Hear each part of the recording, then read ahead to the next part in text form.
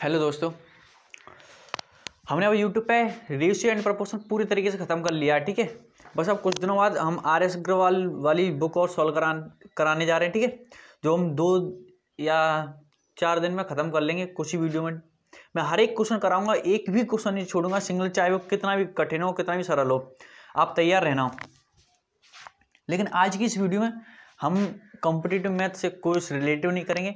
आज की वीडियो हम पढ़ेंगे फॉर्मूले, जैसे स्क्वायर, आपने देखा होगा वर्ग, है ना, आयत, इनके फॉर्मूले कैसे बनते हैं और इस तरीके से हम करेंगे कि हम कभी लाइफ में भूलें ना, कभी लाइफ में भूलें ना। तो बस फोकस करिए चीज़ों पर, है ना, यहाँ पर फोकस हो जाइए, अपनी आंखों को यहाँ चिपका लीजिए इस बोर्ड पे। चलो अब स्टार्ट करते हैं फॉर्मूले सीखना कि आखिर फॉर्मूले हमें रटने नहीं है, सीखने हैं फॉर्मूले बनते कैसे हैं। चलो मैं बताता हूँ। देखो पहले हम आयत, देखो आपने देखा होगा आयत, आयत क्या होता है। आयत जैसे मान लो आपका खेत है या आपकी कमरे की धरती मान लो आपने कमरे की क्या ले ली, धरती ले लो, और उसमें मान लो ये दीवार वगैरह छत वगैरह कुछ नहीं है, केवल क्या है, सिर्फ और सिर्फ धरती है। जैसे मान लो ये व्हाइट बोर्ड है, ठीक है, तो इसमें ये बताना व्हाइट बोर्ड की ऊंचाई मान लो है ही नहीं, ऊंचाई मान लो जैसे खेत होता है, खेत, क्या खेत में कोई ऊंचाई होती है? नहीं होती भैया। मेरे खेत में ये मिट्टी होती है, बस ऊंचाई है। देखो हम ऊंचाई भाई मेरे देखो ये जो ऊंचाई हम उस चीज़ को कहते हैं जिसे हम नाप सकें। क्या आप मिट्टी में, खेत में मान लो बीच खेत में आप खड़े हो, ठीक है, मिट्टी में खड़े हो, अब आपसे वो पूछा जाए कि यहाँ से ये नापो कि खेत कितना ऊंचा है। अब भाई उसी खेत में खड़े हो और तुम वहाँ से उस खेत की ऊंचाई नाप सकते हो? नहीं नाप सकते। तो जिस चीज़ को हम ऊंचाई नहीं नाप सकते ना, वही आपका आयत और वर्ग होता है। वही आपका क्या होता है, आयत और वर्ग। यानी देखो ये आपकी 2 चीज़ होती हैं, एक तो 2D होती है, एक 3D। मैथ में आपकी एक 2D होती है, एक 3D। अब 2D क्या होती है, देखो ये होता है भाई मेरे 2 डायमेंशनल। क्या होता है? 2 डायमेंशनल। आपको ये क्या होता है अभी बता रहा हूँ, बस थोड़ा सा पेशेंस रखिए। ये होता है 3 डायमेंशनल। क्या होता है? 3 डायमेंशनल। ठीक है, थोड़ा सा पेशेंस रखिए, थोड़ा ध्यान रखिए। देखो 2 डायमेंशनल ये होता है कि जिसमें सिर्फ लंबाई और चौड़ाई हो, जिसमें केवल लंबाई और चौड़ाई हो, वो तो आपका 2 डायमेंशनल यानी 2D होता है। उसमें लंबाई और चौड़ाई होने के साथ साथ ऊंचाई भी हो, क्या हो, ऊंचाई भी हो, तो फिर वो आपका बन जाता है 3D। जैसे मान लो सपोज करो आप जिस रूम में रहते हो और जिस रूम में बैठे हो, अभी रूम में बैठे हो नहीं तो कहीं और बैठोगे, तो आप मान लो जिस रूम में बैठे हो, अगर मैं केवल उसकी धरती मान लो, मैथ की स्टूडेंट मान सकते हो, हर चीज़ मान सकते हैं ना, केवल धरती हो, दीवार वगैरह ये एकदम माइंड में ये मान लो उस जो कमरे की धरती है उस पर दीवार है ही नहीं। क्या नहीं? दीवार है ही नहीं। तो आप क्या कहोगे कि धरती पे आप क्या नाप सकते हो? अगर आप ऐसे नापोगे तो बोलोगे ये लंबाई है, ठीक है, ऐसे नापोगे तो चौड़ाई है। आप कहोगे नहीं हम तो ऐसे इसे लंबाई लेंगे, तो फिर ये आपको चौड़ाई लेनी पड़ेगी। यानी सीधी सी बात, उनमें से एक लंबाई होती है और एक चौड़ाई होती है। अब मान लो अब क्या होगा, हमने उस पर कमरा बना दिया, कमरा। अब कमरा बनाया तो ये तो लंबाई होगी, ये चौड़ाई होगी। अब कमरा बनाया, ये ऐसे दीवार लगाई ऐसे, तो अब क्या बोलेगे, दीवार कितनी ऊंची होगी? आपको 3 मीटर या 4 मीटर जो भी हो, ठीक है। तो उसमें क्या है, अब ऊंचाई भी जुड़ गई, लंबाई और चौड़ाई के साथ साथ क्या आ गई, ऊंचाई। जब ऊंचाई आ जाएगी तो बस इसी चीज को हम 3 डायमेंशनल कहते हैं, 3D कहते हैं, ठीक है। यानी जिसमें लंबाई और चौड़ाई और ऊंचाई हो, तीनों चीज हो, वो तो 3D होता है। जिसमें लंबाई और चौड़ाई हो केवल, वो आपका क्या होता है, 2D होता है। तब 3D 2D को समझ गए होंगे। और मैं आपको एक और बात बता दूं कि भाई मेरे 2D को आप हाथ में उठा सकते हो, या मान लो आप उसे हाथ में उठा सकते हो या उसे ऐसे पकड़ सकते हो, छू सकते हो। जैसे 3D, मैं अपने आप को छू रहा हूँ, मैं अपने आप को छू सकता हूँ ना, ऐसे पकड़ सकता हूँ, मैं अपने आप को पकड़ रहा हूँ, तो मैं क्या हूँ, 3D ना कि 2D। अब 2D को आप पकड़ नहीं सकते। क्या आप पूरे खेत को पकड़ सकते हो? नहीं पकड़ पाओगे। अब तुम वो कमरे को नहीं पकड़ सकते। अरे काहे नहीं पकड़ सकते भाई, कमरे की दीवार ऐसे नहीं पकड़ सकते। धरती पे खड़े होगे आराम से कमरे की दीवार ऐसे पकड़ लोगे। क्या तुम खेत पे खड़े होके खेतों को ऐसे पकड़ लोगे? नहीं पकड़ पाओगे। तो जो खेत है वो आपका क्या है, 2D है, और आप मान लो 3D 2D की पहचान करनी है, आपको दो चीज़ ऐसी देती हैं 3D 2D की पहचान करनी, तो सीधी सी बात, जिस चीज़ को तुम पकड़ सकते हो, क्या कर सकते हो, पकड़ सकते हो ऐसे, वो आपका 3D होता है, और जिस चीज़ को आप पकड़ नहीं सकते वो 2D होता है, यानी उठा नहीं सकते वो 2D होता है। अब चलो ऐसे भाई मेरे आयत है, आयत वर्ग क्या होता है, आप मान लो आयत क्या है, आयत, मान लो आप कमरे की छत पे बैठे हो, क्या आप छत को उठा सकते हो, छत पे बैठ कर आपसे पूछा जाए इस छत की ऊंचाई नापो, छत पे बैठ के आप कहा जाएगा छत की ऊंचाई नापो, भाई कैसे नाप सकते हो आप, नीचे से तो छत की ऊंचाई नाप लोगे कि इतनी ऊंची है, पर छत के ऊपर बैठ से छत के ऊपर बैठकर आप छत की ऊंचाई नहीं नाप सकते, खेत में बैठकर खेत की ऊंचाई नहीं नाप सकते। तो ठीक है, ये चीज आपकी क्या होती है 2D। तो ऐसा ही आयत होता है, इसको हम इंग्लिश में भाई मेरे कहते हैं रेक्टेंगल, क्या कहते हैं, रेक्टेंगल। अब चीज़ों को फोकस समझ के देखो, ढंग से समझना, अभी मैंने सिर्फ आपको 2D और 3D समझाया, अब मैं आपको फॉर्मूले समझाऊंगा, ठीक है। रेक्टेंगल, आयत, आयत देखो आपने देखा होगा, अगर मैं अपने कमरे की छत पे खड़ा हो जाऊं, क्या कहाँ खड़ा हो जाऊं, भाई कमरे की छत पे, तो आप देखते होंगे आपका जो रूम है, रूम, तो उस छत की, मान लो ये आपका रूम है, रूम की छत है, ये आपके कमरे की क्या है, छत है, तो जितनी दीवार की लंबाई ये है, इधर वाली जितनी लंबी दीवार है उतनी ही लंबी ये वाली होगी, उतनी ही लंबी ये वाली होगी, और जितनी लंबी ये है उतनी ही लंबी ये होगी। तो आपको दिख रहा होगा किसमें कि ये वाली दीवार इस वाली दीवार के बराबर है, और ये वाली दीवार इस वाली दीवार के बराबर है, यानी सीधी जिसमें इसमें आमने सामने की जो दूरी होती है, जो भुजाएं होती हैं, वो कैसी होती हैं, बराबर होती हैं, ये इसके बराबर, ये इसके बराबर, यानी हम कह सकते हैं विपरीत भुजाएं बराबर होती हैं, विपरीत भुजाएं बराबर होती हैं। तो भाई मेरे आयत क्या होता है, देखो मैं पॉइंट करके लिख रहा हूँ, आयत वो होता है जिसकी कौन सी भुजाएं बराबर होती हैं, जिसकी आमने सामने की भुजाएं बराबर होती हैं। आपको ये तो हमें मालूम है भाई, मालूम है, अभी और समझाऊंगा वो नहीं मालूम होगा, है ना, ये तो बेसिक है, सबको मालूम होता है। आयत की, जिसकी आयत वो होता है जिसकी आमने सामने की भुजाएं बराबर होती हैं, ठीक है भाई, ये तो फर्स्ट पॉइंट है। अब देखो सेकंड पॉइंट लिखाता हूं मैं, ये शायद काफ़ी कम लोगों को मालूम होगा, क्योंकि ये हर कोई नहीं बताता, मैं आपको बेसिक से बताऊंगा। आयत की आमने सामने भुजाएं बराबर होती हैं। दूसरा पॉइंट देखो, ये मैंने आयत बनाया, ठीक है, मैं इससे साफ करके अच्छे से बनाता हूँ। ये हमने पता है ये हमारा क्या है, आयत है, ये क्या है भाई मेरे, आयत है, ठीक है, ये आपका आयत है। आपने देखो मैंने क्या बोला कि ये भुजा इसके बराबर होगी और ये वाली भुजा इसके बराबर होगी, आमने सामने भुजा इसमें बराबर हो जाती है, किसमें, आयत में। अब आप क्या करोगे, देखो भाई मेरे पहला पॉइंट मैंने ये बता दिया, आप देख रहे हो, देखो यहाँ भी कुछ एल टाइप बन रही है, यहाँ भी कुछ एल टाइप बन रही है, यहाँ भी कुछ एल बन रही है, यहाँ भी एल, अरे एल फॉर लॉयन, क्या बन रही है, लॉयन। तो एल में क्या होता है कि ये जो एंगल बन रहा है वो 90 डिग्री का बन रहा है, देखो 90 डिग्री का बन रहा है, कितने डिग्री का बन रहा है, 90 डिग्री का, 90 अंश का। तो मैं आपको एक बात बता दूं, चतुर्भुज के चारों आंतरिक कोण, ये कोण है ना, ये आंतरिक कोण कहते हैं, क्योंकि चतुर्भुज के अंदर बने तो आंतरिक कोण होते हैं। इन चारों कोणों का जो योगफल होता है वो 360 डिग्री होता है, 360 अंश होता है, ये सबको मालूम होगा, ठीक है। तो इसमें क्या होता है, इसमें हर एक कोण 90 अंश का होता है, कितने अंश का होता है, 90 अंश का। देखो भाई जहां भी आपको एल बनती दिख जाए ना, क्या एल, और एल जहां बनती दिख जाए तो समझ लो वहां 90 अंश का कोण बनेगा, कितने अंश का बनेगा, 90 अंश का। तो इसमें आप ये भी लिख सकते हो कि इसका प्रत्येक कोण बराबर होता है, इसका प्रत्येक कोण कैसा होता है, बराबर, यानी बोल सकते हैं 90 अंश का हो। अब देखो चारों कोण 90 की, तो चारों बराबर है ना, तो इसका प्रत्येक कोण बराबर होता है। दूसरा पॉइंट ये आ गया, ये कुछ ही लोगों को पता होगा। अभी एक और पॉइंट लिखाऊंगा वो शायद ही किसी को पता होगा, बराबर, इसका प्रत्येक कोण बराबर होता है, ठीक है भाई। अब देखो तीसरा पॉइंट देखो भाई मेरे, अगर मैं इस कोने को इस कोने से मिला दूं, मिला दिया, और इस कोने को मैं इस कोने से मिला दूं, तो इस चीज को विकर्ण कहते हैं, क्या कहते हैं, विकर्ण। अगर इसे मिला दिया जाए तो क्या होता है, विकर्ण। मान लो एक रूम है, रूम कमरा, उसके इस कोने को उस कोने से, अगर इसमें मैं पूछूं इस कोने से इस कोने में इतनी बड़ी डंडा रखा है, इतना बड़ा डंडा रखा है कि इस कोने से और उस कोने को छुए, तो वो डंडा उस कमरे का क्या कहलाएगा, विकर्ण कहलाएगा। तो ये वही है विकर्ण। तो विकर्ण को हम इंग्लिश में कहते हैं भाई मेरे डायगोनल, क्या बोलते हैं, डायगोनल, ठीक है। देखो विकर्ण, इसके जो विकर्ण है ना, विकर्ण, इन विकर्णों की जो लंबाई होती है वो समान होती है। विकर्णों की लंबाई कैसी होती है? समान। इसके कोण बराबर होते हैं, तो इसके विकर्ण भी कैसे होते हैं? इसके कोण बराबर होने के साथ साथ इसके विकर्ण भी बराबर होते हैं।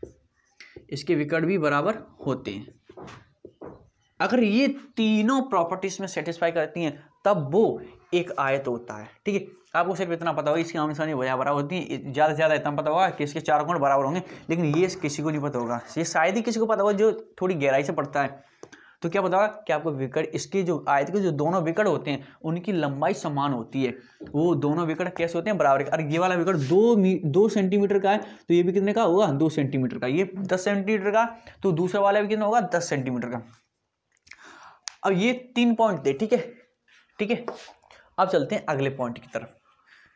अब ये मैंने ये तो प्रॉपर्टी बताई इसकी कि विकर्ण की पहचान कैसे करेंगे।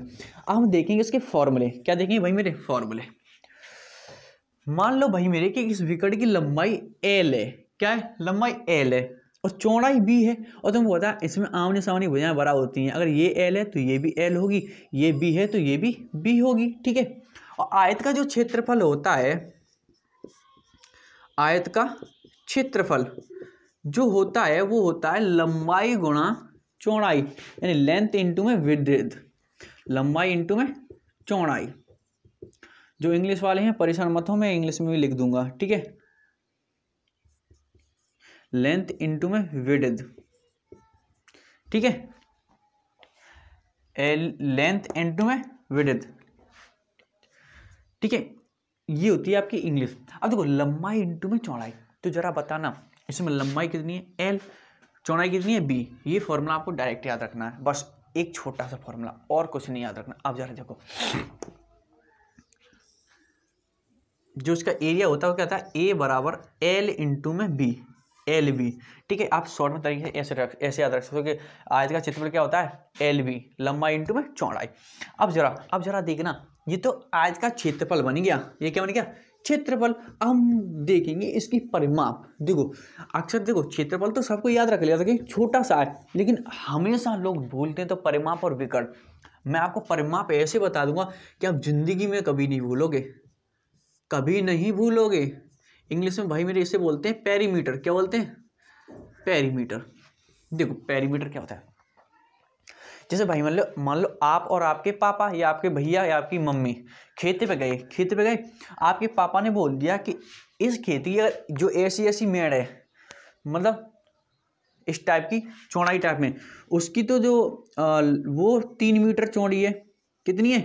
3 मीटर चौड़ी है और 7 मीटर इसकी लंबाई है। तो बता इस खेत का परिमाप क्या होगा?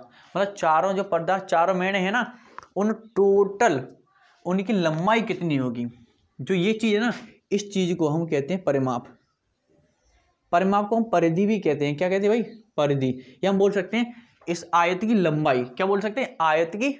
पूरे आयत की लंबाई, पूरे आयत की लंबाई।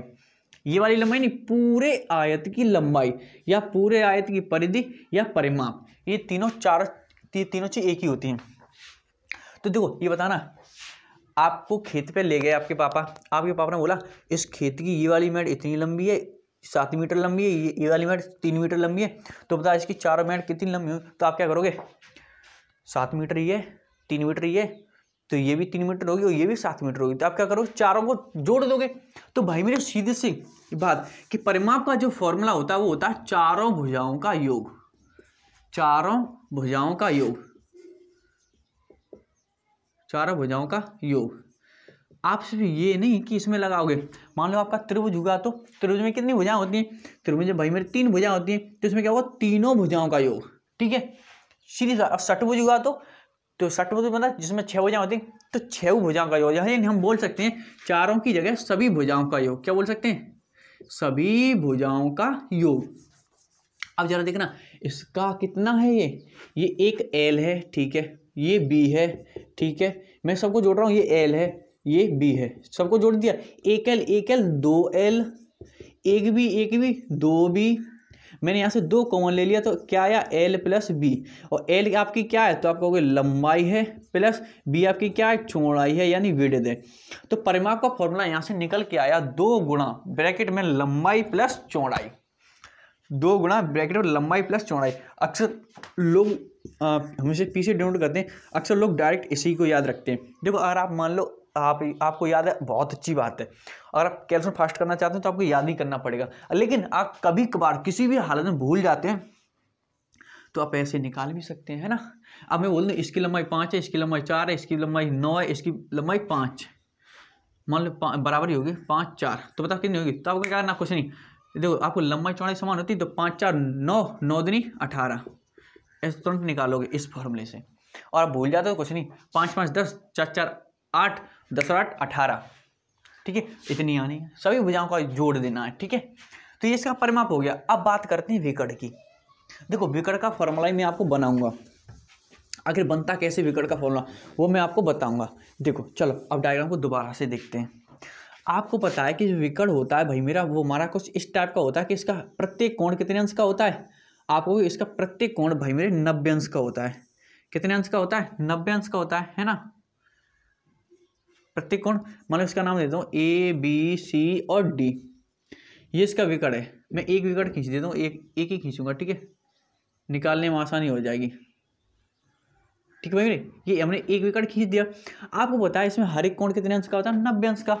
और अगर आपने ट्रिगोनोमेट्रिक पढ़ी होगी तो उसमें एक समकोण त्रिभुज होता है, जिसमें समकोण कोण उसे बोलते हैं जिसका एक कोण 90 अंश होता है। इसके जस्ट सामने वाली भुजा को हम कहते हैं कर्ण, क्या बोलते हैं कर्ण, और बाकी की दोनों में एक आधार हो जाती है और एक लंब हो जाती है, ठीक है भाई। अब जरा देखो, तो ये है 90 अंश, इसके जस्ट सामने वाली भुजा ये क्या हो जाएगी कर्ण, क्या हो जाएगी कर्ण। ये एक इसमें लंब हो गई, क्या हो जाएगी लंब, और एक आ जो है हो जाएगी आपकी भाई मेरे आधार। तो इसमें एक फॉर्मूला होता है पाइथागोरस प्रमेय। पाइथागोरस प्रमेय क्या कहती है, पाइथागोरस प्रमेय आपकी ये होती है कि कर्ण का स्क्वायर बराबर आधार का स्क्वायर, ठीक है, प्लस लंब का स्क्वायर, प्लस लंब का स्क्वायर। आपको पता है हमने बताया था, हमने लंबाई L मानी थी, चौड़ाई B मानी थी, L और B। तो देखो इसका मान हमें पता है, इसका मान पता है, क्या हमें इसका मान पता नहीं। तो कर्ण का मान कैसे निकालेंगे, कर्ण का मान कैसे निकालेंगे, फॉर्मूले से। मान लो कर्ण आपका क्या है विकर्ण है, इस कर्ण को हम क्या कहते हैं विकर्ण, तो मैं लिख देता हूँ इसके विकर्ण। अब विकर्ण का देखना फॉर्मूला कैसे निकालते हैं, विकर्ण का स्क्वायर, कर्ण की जगह में विकर्ण DB, लो DB लिख देता हूँ, तुम्हें कर्ण को विकर्ण कैसे लिख दिया, विकर्ण आपका क्या है D से लेके B तक, तो DB का स्क्वायर बराबर आधार, आधार आपका कितना है, चाहे इसे मान लो आधार चाहे इसे मान लो, कोई फर्क नहीं पड़ता, आधार आपका L है तो L का स्क्वायर, प्लस लंब आपका B है तो B का स्क्वायर। देखो लंब आपका B है, आधार आपका L है, मैंने पहले लिख दिया, तो L का स्क्वायर प्लस B का स्क्वायर। अब यहाँ से इसको हटेगा तो इधर क्या लगेगा, अंडर रूट लगेगा, क्या लगेगा अंडर रूट, अंडर रूट में L square plus B square. अब आपको बताओ DB क्या था, DB आपको होगी, DB भाई मेरे विकर्ण था, क्या था विकर्ण, विकर्ण बराबर अंडर रूट में L क्या था, आपको L हमारी लंबाई थी तो लंबाई का स्क्वायर, प्लस B आपकी क्या थी चौड़ाई, तो चौड़ाई का स्क्वायर। यानी फॉर्मूला विकर्ण का ये निकल के आया, विकर्ण का फॉर्मूला होता है अंडर रूट में लंबाई का स्क्वायर प्लस चौड़ाई का स्क्वायर।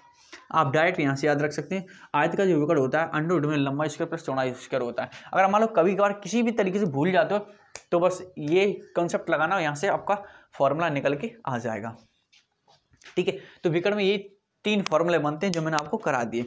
चौथा फॉर्मूला अगर आप कुछ जानते हो या पूछना चाहते हो तो आप मुझे कमेंट करके पूछ सकते हो, ठीक है भाई मेरे। तो यहाँ तक आपको कोई प्रॉब्लम नहीं होनी चाहिए, ये नोट कर लो, पेन कॉपी जल्दी लेके नोट जरूर कर लेना। ये हमने क्या समझ लिया आयत। अब देखो इसी के आधार पर मैं वर्ग, अब हम क्या समझते हैं वर्ग। देखो तो जरा देखना भाई मेरे वर्ग में और आयत में क्या अंतर होता है, वर्ग में और आयत में क्या अंतर होता है। अब आयत हटाते हैं, अब लिखेंगे वर्ग स्क्वायर, वर्ग स्क्वायर में और रेक्टेंगल में क्या डिफरेंस होता है, आज हम वही चीज समझेंगे। देखो भाई मेरे इसमें क्या थे, आमने सामने की भुजाएं बराबर थी। अगर मैं इसके आमने सामने की भुजाएं ना करके मैं इसकी चारों भुजाएं बराबर कर दूं, मान लो मैं इसकी चारों भुजाएं, लो मैं यहाँ बना देता हूँ, इसे हटा ही देता हूँ, इसकी चारों भुजाएं मैं क्या कर दूंगा बराबर कर दूंगा, चारों साइड लो इस प्रकार बनाएं कि इसकी चारों साइड कैसे हो जाए बराबर। मान लो कोई खेत ऐसा है जिसकी चारों मेड़ कैसी हो बराबर हो, चारों मेड़ बराबर है। अगर ये मान लो आपकी ए है तो ये भी ए हो, ये भी ए हो और ये भी हो। मान लो ये 5 है तो ये भी 5 होगी, ये भी 5 होगी, ये भी 5 होगी। मैंने क्या कर दिया, एक आयत की चार भुजाएं कैसी कर दी बराबर कर दी। लंबाई भी हमने ए ले ली और चौड़ाई भी हमने क्या ले ली ए ले ली। ठीक है, तो देखो पहले मैं आपको बता दूं कि वर्ग स्क्वायर होता क्या है। तो हमने क्या करें, आयत की हमने चार भुजाएं बराबर ले ली ए ए ए। तो जब चारों भुजाएं बराबर हो जाएं, चारों साइड बराबर हो जाएं, तो उस चीज को हम स्क्वायर कहते हैं। क्या कहते हैं, वर्ग। यानी देखो वर्ग का पहला पॉइंट ये निकल के आया कि वर्ग की चारों भुजाएं कैसी होती हैं बराबर होती हैं। तो हम लिख देंगे इसकी चारों भुजाएं या चारों साइड आपकी कैसी होती हैं बराबर होती हैं। ठीक है भाई, इक्वल होती हैं। ये चीज आपको समझ में आ गई हुई। It's all side is equal, it's all sides are equal. ठीक है, सेकंड पॉइंट भाई मेरे ये निकल के आया। अब देखो हमने अभी उसमें 3 पॉइंट बताए थे। मैंने 3 पॉइंट ये बताए थे कि पहले तो उसके भुजा से संबंध बताया, आमने सामने भुजाएं बराबर होती हैं। दूसरा मैंने उसके कोण बताए थे और तीसरा उसका विकर्ण। इसमें तीनों चीज बताएंगे। तो जरा देखना यहाँ भी तो भाई मेरे क्या यहाँ एल नहीं बन रही, यहाँ भी एल बन रही है और यहाँ पर भी एल बन रही है और यहाँ पर भी एल बन रही है। और जहाँ भी आपको एल दिखाई दे तो समझ लो वो कोण कितने अंश होता है 90 अंश का।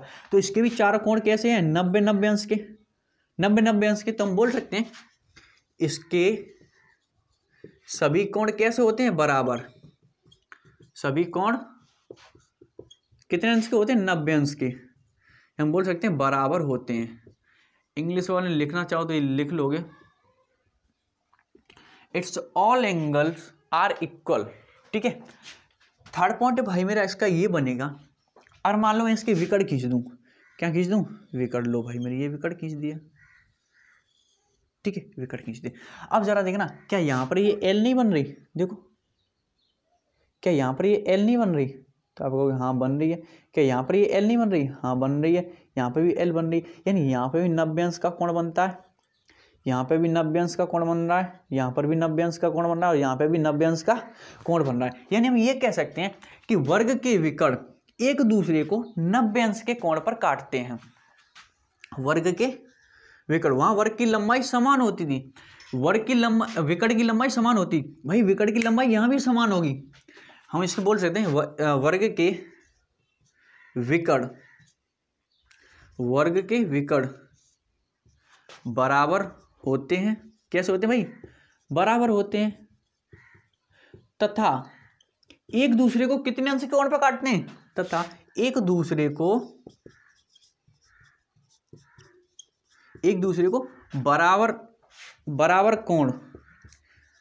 बराबर कोण यानी हम बोल सकते हैं कि 90 अंश के कोण पर काटते हैं। 90 अंश के कोण बराबर कोण 90 अंश पर काटते हैं। ठीक है भाई मेरे, तो इससे आप पहचान जाओगे कि स्क्वायर क्या होता है। थोड़ा टाइम लिया समझाने, लेकिन समझ में आ जाएगा पक्का। ठीक है, 3 पॉइंट लिखा है। पहला पॉइंट में लिखा है इसकी चारों भुजाएं बराबर होती हैं। दूसरा पॉइंट ये लिखा है कि इसके चारों कोण बराबर होते हैं। तीसरा पॉइंट ये लिखा है कि इसके विकर्ण बराबर होने के साथ साथ एक दूसरे को 90 अंश के कोण पर काटते हैं। ठीक है, अब इसके फॉर्मूले देखते हैं। देखो तो इसके फॉर्मूले, सभी फॉर्मूले किससे बनेंगे, आयत से, क्योंकि हमने आयत से ही इसको बनाया था। आयत का हमने क्या कर दिया, चारों भुजाएं बराबर कर दी, इसकी यानी आयत की जो लंबाई थी वो भी ए कर दी और चौड़ाई भी स्मॉल ए बन ली। ठीक है, तो पता था कि भाई मेरे आयत स्क्वायर यानी क्षेत्रफल निकालने का फॉर्मूला क्या होता है, यानी एरिया निकालने का भाई मेरा फॉर्मूला क्या होता था। तो आप कहोगे भाई उसका जो फॉर्मूला होता था लंबाई गुणा चौड़ाई, यही होता था। तो बताना इसकी लंबाई कितनी है, ए कितनी है, ए, और चौड़ाई भी कितनी है, ए। लंबाई भी ए है, चौड़ाई भी ए है। तब ए का तुम ए में गुणा करोगे तो ये हो जाएगा ए स्क्वायर। और ए को हमने क्या माना, वर्ग की भुजा मानी है। क्या मानी है, वर्ग की भुजा। तो यानी ये हो जाएगा भुजा का ए, भुजा का स्क्वायर। ए क्या है, वर्ग की भुजा है, वर्ग की स्क्वायर की साइड है, तो भुजा का स्क्वायर। यानी एरिया यानी वर्ग का जो क्षेत्रफल होता है वो क्या होता है, भुजा का स्क्वायर। कैसे बना, मैंने जस्ट अभी बताया। ठीक है, अब हम बात करेंगे इसकी पैरामीटर की। किसकी भाई, परिमाप की, पेरीमीटर। यानी इस स्क्वायर की पूरी की लंबाई कितनी होगी, परिधि क्या होगी, पेरीमीटर क्या होगी। तो भाई मैं वो भी आपको समझाता हूँ। मैंने बताया था सभी भुजाओं का योग, क्या बताया था? सभी भुजाओं का योग। तो कर दो भाई सभी भुजाओं का योग, सबका सेम टू सेम फॉर्मूला, एक ही से सब निकलेंगे। आपको फॉर्मूला रटने की जरूरत नहीं है, क्योंकि हम फॉर्मूला रटते नहीं, समझते हैं। सभी भुजाएं कितनी है? ये भी ए है, ठीक है भैया, दूसरी भी ए है, ठीक है भैया, तीसरी भी ए है, और चौथी भी ए है। कहीं किसी को इसमें 5 भुजाएं तो नहीं दिखाई दे रही? 4 ही भुजाएं हैं, ठीक है। ये दोनों तो उसके विकर्ण हैं। अब जोड़ोगे तो एक 1 2 3 4, 4 ए हो गई, 4 हो गई। अब ए आपकी क्या है? भुजा। तो इसका फॉर्मूला क्या बन जाएगा? इसका फॉर्मूला बन जाएगा 4 गुणा में, मैं ये तीर लगा इधर लिख दे रहा हूँ, 4 गुणा में भुजा। ए आपकी क्या है? भुजा। तो सीधी साथ इसका परिमाप क्या होता है? 4 इंटू में भुजा, ठीक है। आपको क्लियर तो दिख रहा है? हाँ भाई, सब साफ साफ दिख रहा है। तो मैं इसे क्यों ना हटा के यहाँ से इधर ही लिख दूँ, मैं समझा नीचे आपको दिखाई नहीं दे रहा होगा। तो P बराबर हो जाएगा 4 गुणा में भुजा। ये आपका फॉर्मूला हो गया डायरेक्ट। और भूल जाते हो तो इस तरीके से निकाल सकते हो। अब बात करते हैं इसकी विकर्ण की। किसकी भाई? विकर्ण की। तो मैंने पिछले क्वेश्चन में आपको विकर्ण निकाल के दिखा दिया, इसमें नहीं निकाल के दिखाऊंगा। तो आपको पता होगा कि जो आयत का विकर्ण कैसे निकालते थे, वहाँ विकर्ण हमें ऐसे निकालते थे कि विकर्ण बराबर अंडर रूट में लंबाई का स्क्वायर प्लस चौड़ाई का स्क्वायर। आयत का मैंने खुद निकाल के दिखाया था, आप वर्ग का खुद निकालना। मैं यहाँ डायरेक्ट कर देता हूँ। इसकी लंबाई कितनी है? ए, तो ए का स्क्वायर। चौड़ाई कितनी है? ए, तो ए का स्क्वायर। एक ए स्क्वायर और एक ए स्क्वायर कितनी होगी? 2a square. 2a स्क्वायर ए स्क्वायर है, तो स्क्वायर से अंडर हट जाएगा, यानी ए बाहर निकल आएगा। ए कहाँ निकल आएगा? बाहर। अंदर क्या बचेगा? Under root 2। और ए आपका है क्या? तो आप कहोगे भुजा, यानी साइड। तो इसका फॉर्मूला क्या निकल के आया? भुजा अंडर रूट 2। किसका? विकर्ण का, डायगोनल डी का। भुजा अंडर रूट 2। अब देखो, अब आपको आयत और वर्ग में कोई भी प्रॉब्लम नहीं आएगी। अगर प्रॉब्लम आए ना तो एक बार वीडियो देख लेना, फिर भी प्रॉब्लम आए तो कभी मत देखना, और आप कभी समझ भी नहीं पाओगे, क्योंकि फिर दुनिया में आपको कोई नहीं समझा पाएगा। अगर आपने ये पूरी वीडियो देख ली ढंग से और फिर भी आपको समझ नहीं आ रहा तो कोई भी नहीं समझा पाएगा। अगर वीडियो पसंद आए तो वीडियो को लाइक जरूर कर देना, ठीक है। चैनल पर नए हो तो सब्सक्राइब जरूर करके जाना, ऐसे मत भागना, नहीं तो कुत्ते पीछे पड़ जाएंगे।